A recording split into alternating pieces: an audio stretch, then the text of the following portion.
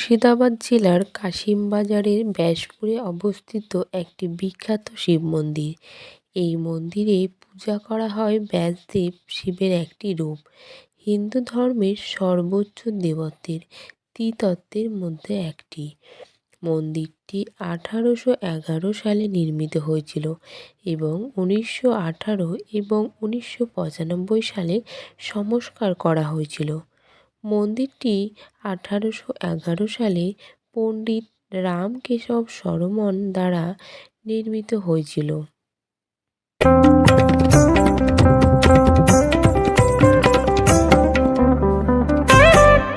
অনেকে বলে মন্দিরটি নাটোরের রানী ভবানী কর্তৃক নির্মিত বরানগর মন্দির থেকে অনুপ্রাণিত।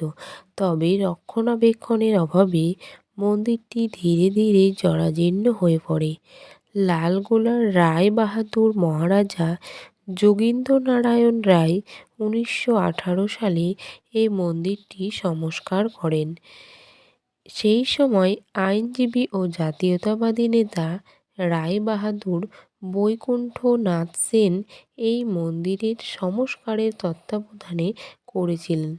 তারপর আবার এই মন্দিরটি 1995 সালে সংস্কার করা হয়। সেই সংস্কারের নেতৃত্বে ছিলেন মহারাষ্ট্রের অমিত কুমার ভোসলে।